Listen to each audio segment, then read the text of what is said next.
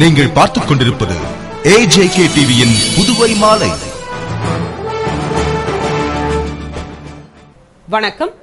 புதுவையில் அடுத்த மாதம் 19ஆம் தேதி வரை தேர்தல் நன்னடத்தை விதி அமலில் உள்ளதால் ஊர்வலம், பொதுக்கூட்டம் நடத்த தடை விதித்து கலெக்டர் தீபக்குமார் உத்தரவிட்டுள்ளார். இது தொடர்பாக மாவட்ட தேர்தல் அதிகாரியும் கலெக்டருமான தீபக்குமார் கூறுகையில், இந்திரா நகர் தொகுதிக்கு இடைத்தேர்தல் அறிவிக்கப்பட்டதைத் தொடர்ந்து தேர்தல் நன்னடத்தை விதிகள் கடந்த 6ஆம் தேதி முதல் அக்டோபர் 19ஆம் தேதி வரை அமலில் இருக்கும் என தேர்தல் ஆணையம் அறிவித்துள்ளது.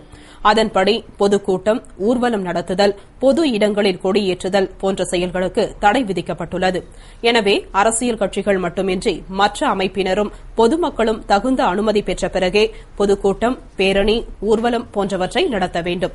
இடைத்தேர்தல் நடைபெறும் இந்திரா நகர் தொகுதிக்கு உட்பட்ட பகுதிகளில் மட்டும் இவற்றை நடத்திட தொழிலாளர் துறை ஆணையர் மற்றும் தேர்தல் நடத்தும் அதிகாரியிடமும் மற்றவர்கள் மாவட்ட தேர்தல் அதிகாரியிடமும் அனுமதி பெற வேண்டும் என்றும், இது தவிர மாவட்ட காவல்துறையிடமும் இதர சம்பந்தப்பட்ட துறைகளிடமும் வழக்கம்போல் அனுமதி பெற வேண்டும்.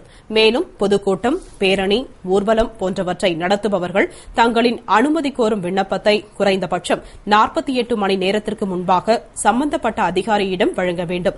இத்தடையை மீறுவோர் மீது தேர்தல் நன்னடத்தை விதிகளின்படி கடும் நடவடிக்கை எடுக்கப்படும் என எச்சரிக்கப்படுகிறது என்று கூறியுள்ளார். புதுவை மின்துறை மற்றும் வனத்துறை அமைச்சராக பொறுப்பேற்றுக் கொண்ட அமைச்சர் திரு தியாகராஜன் மின்துறை அதிகாரிகளுடன் ஆலோசனை நடத்தினார். புதுவையில் மின்துறை மற்றும் வனத்துறை அமைச்சராக திரு தியாகராஜன் பொறுப்பேற்றுக் கொண்டார். இதனைத் தொடர்ந்து தனது துறை சார்ந்த அதிகாரிகளுடன் ஆலோசனை நடத்தி துறைகளை வளர்ச்சிப் பாதையில் கொண்டு செல்ல முடிவு செய்த அமைச்சர் திரு தியாகராஜன் முதற்கட்டமாக மின்துறை அதிகாரிகளுடன் தனது அமைச்சரவை அலுவலகத்தில் ஆலோசனை நடத்தினார். இந்த ஆலோசனைக் கூட்டத்தில் மின்துறை அதிகாரிகள், கண்காணிப்பு பொறியாளர் மதிவாணன், செயற்பொறியாளர் முரளி, ரவி, பிரவீன்குமார், ரமாசுந்தரம் ஆகியோர் கலந்து கொண்டனர். அப்பொழுது அமைச்சர் திரு தியாகராஜன் அதிகாரிகளிடம் மின்துறையில் உள்ள நிறை குறைகளையும், மேலும் மின்துறை வளர்ச்சியடைய செய்ய வேண்டியவை என்னென்ன என்று கேட்டுக் கொண்டார். மேலும் அதிகாரிகளுக்கு ஒரு சில அறிவுரைகளை கூறினார். புதுவை இந்திரா நகர் இடைத்தேர்தலில் அதிமுக வேட்பாளர் சுத்துக்கேணி பாஸ்கர் வேட்புமனு தாக்கல் செய்தார். ஊர்வலத்தில் அதிமுக நிர்வாகிகள் மற்றும் தமிழக அமைச்சர்கள் பங்கேற்றனர். புதுவை இந்திரா நகர் தொகுதியில் அதிமுக வேட்பாளராக சுத்துக்கேணி பாஸ்கர் அறிவிக்கப்பட்டிருந்தார். இதனை முன்னிட்டு அவர் முத்திரையர் பாளையத்தில் உள்ள ஆஞ்சநேயர் கோவிலுக்கு சென்று சுவாமி கும்பிட்ட பின் அதிமுகவினர் புடைசூழ ஊர்வலமாக புறப்பட்டு காந்தி நகரில் உள்ள தொழிலாளர் நலத்துறை அலுவலகம் சென்று தேர்தல் நடத்தும் அதிகாரியும் தொழிலாளர் நலத்துறை ஆணையருமான மலர்கண்ணனிடம் வேட்புமனு தாக்கல் செய்தார். மாற்று வேட்பாளராக அதிமுக செயலாளர் மணி மனு தாக்கல் செய்தார். அவர் ஊர்வலமாக சென்றபொழுது அதில் தமிழக அமைச்சர்கள் அக்கிரி கிருஷ்ணமூர்த்தி, CV சண்முகம், MC சம்பத், பாராளுமன்ற உறுப்பினர் செம்மலை, மாநில அதிமுக செயலாளர் அன்பழகன், சட்டமன்ற உறுப்பினர்கள் ஓம் சக்தி சேகர், புருஷோத்தமன், பெரியசாமி, பாஸ்கரன், அவைத்தலைவர் பாண்டுரங்கன், இணை செயலாளர்கள் மணிமாறன், திருநாவுக்கரசு உள்ளிட்ட நிர்வாகிகள் திரளாக கலந்து கொண்டனர்.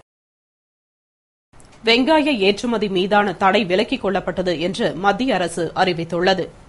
வெங்காய உற்பத்தி குறைவு மற்றும் உள்நாட்டு தேவை, விலை உயர்வு ஆகியவற்றை கருத்தில் கொண்டு ஏற்றுமதிக்கு மத்திய அரசு தடை விதித்தது.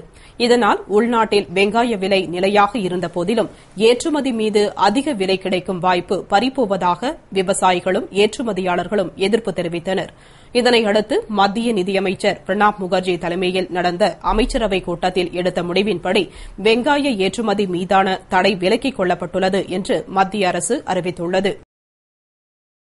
6வது ஊதிய குழுவின் பரிந்துரைப்படி நிலுவைத் தொகையை வழங்க கோரி புதுவை பொறியியல் கல்லூரி ஆசிரியர்கள் காலவரையற்ற உள்ளிருப்பு போராட்டத்தில் ஈடுபட்டனர்.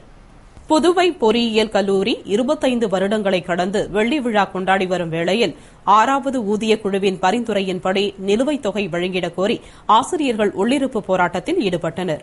போராட்டத்தில் ஆசிரியர்கள் ஒன்று திரண்டு கல்லூரியில் நிரப்பப்படாமல் உள்ள முதல்வர் பதவி, பதிவாளர், உதவி பதிவாளர் பதவிகளை நிரப்பிட வலியுறுத்தியும், ஆசிரியர் சங்கங்களின் பல்வேறு போராட்டத்திற்கு பிறகு திருத்தப்பட்ட ஊதியத்துடன் பாதி நிலுவைத் தொகை அளித்துவிட்டு மீதமுள்ள நிலுவைத் தொகையை வழங்காததை கண்டித்தும் ஆர்ப்பாட்டம் செய்தனர். மேலும் எஞ்சிய நிலுவைத் தொகையினை முழுவதுமாக வழங்கும் வரையிலும் அதற்கான அரசாணை வெளியிடும் வரையும் போராட்டம் தொடரும் என தெரிவித்தனர். விதிமுறையை மீறி சினிமா படத்தை திரையிட்ட சினிமா தியேட்டருக்கு சீல் வைத்து வருவாய்த்துறை அதிரடி நடவடிக்கை எடுத்துள்ளது. புதுவை திரையரங்கில் திரைப்படத்தை திரையிட மாவட்ட நிர்வாகத்திடம் உரிமம் வாங்க வேண்டும். ஆனால் காமராஜர் சாலையில் உள்ள அட்லாப்ஸ் திரையரங்கம், அதாவது ஜீவா ருக்மணி திரையரங்கில் நிரந்தர உரிமம் பெறாமல் மாதம் ஒருமுறை தற்காலிக உரிமம் பெற்று திரையரங்கத்தை நடத்தி வந்ததாக தெரிகிறது. திரையரங்க நிர்வாகத்திடம் நிரந்தர உரிமம் பெற வேண்டி மாவட்ட நிர்வாகம் சார்பில் அறிவுறுத்தப்பட்டது. மேலும் தற்காலிக உரிமம் வாபஸ் பெறப்பட்டது. இருப்பினும் விதிமுறையை மீறி 10 நாட்களுக்கு மேலாக திரையரங்க நிர்வாகம் சினிமா படத்தை திரையிட்டு வந்தது. இந்நிலையில் உதவி ஆட்சியர் முத்தம்மா, வருவாய் அதிகாரி சக்திவேல், தாசில்தார் ரமேஷ் ஆகியோர் திரையரங்கத்தின் பிரதான நுழைவு வாயிலை பூட்டி சீல் வைத்தனர். இதுகுறித்து உதவி ஆட்சியர் முத்தம்மா கூறுகையில், புதுவை சினிமா வரைமுறை சட்டப்படி சம்பந்தப்பட்ட திரையரங்கங்கள் விதிகளை பின்பற்றவில்லை. கடந்த 8ஆம் தேதியே தற்காலிக உரிமம் வாபஸ் பெறப்பட்டும் விதிமுறையை மீறி இயக்கப்பட்டதால் அட்லாப்ஸ் திரையரங்கத்திற்கு சீல் வைத்தோம் என்று கூறினார். புதுவை தட்டாஞ்சாவடியைச் சேர்ந்த ஸ்னேக் ரமேஷ் மீது ஊருக்குள் நுழைய தடை விதித்து கலெக்டர் தீபக்குமார் உத்தரவிட்டார். புதுவை தட்டாஞ்சாவடியைச் சேர்ந்த ரமேஷ் என்கிற ஸ்னேக் ரமேஷ் மீது கொலை, அடிதடி, கொலை முயற்சி உள்ளிட்ட பல்வேறு வழக்குகள் உள்ளது. இந்நிலையில் இந்திரா நகர் தொகுதியில் நடக்கும் இடைத்தேர்தலை முன்னிட்டு அசம்பாவிதங்கள் நடக்காமல் தடுக்கும் வகையில் இவரை ஊருக்குள் நுழைய தடை விதிக்க கோரிமேடு போலீசார் கலெக்டருக்கு பரிந்துரை செய்தனர். அதன்படி பல்வேறு குற்றச்சம்பவங்களில் தொடர்புடைய ஸ்னேக் ரமேஷ் மீது ஊருக்குள் நுழைய தடை விதித்து கலெக்டர் தீபக்குமார் உத்தரவிட்டார். இதேபோன்று உப்பளத்தைச் சேர்ந்த நாகராஜ், பாலாஜி நகரைச் சேர்ந்த லூர்துராஜ் ஆகியோர் மீது பல்வேறு வழக்குகள் உள்ளதால் ஊருக்குள் நுழைய தடை விதிக்குமாறு கலெக்டருக்கு போலீசார் பரிந்துரை செய்துள்ளனர். இந்நிலையில் முதலியார்பேட்டை பகுதியில் வீச்சறிவாளுடன் திரிந்த குப்பம்பேட் ரமேஷ், சின்னக்கடை பாபு ஆகிய இருவரையும் போலீசார் கைது செய்துள்ளனர். தேர்தல் துண்டு பிரசுரம் மற்றும் சுவரொட்டிகளை அச்சிடும் பொழுது முகவரியை குறிப்பிடாத அச்சகத்தின் உரிமம் ரத்து செய்யப்படும் என்று மாவட்ட தேர்தல் அதிகாரி தீபக்குமார் எச்சரித்துள்ளார்.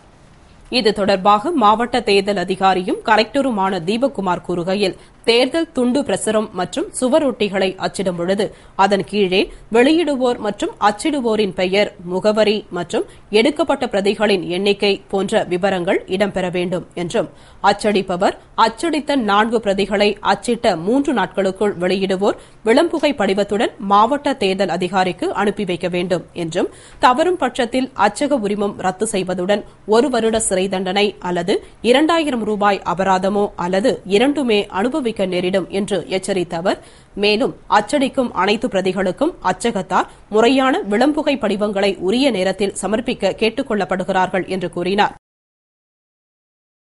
இந்தியாவில் உள்ள அனைத்து அணுமின் நிலையங்களிலும் பாதுகாப்பு ஏற்பாடுகள் செய்யப்பட்டுள்ளன.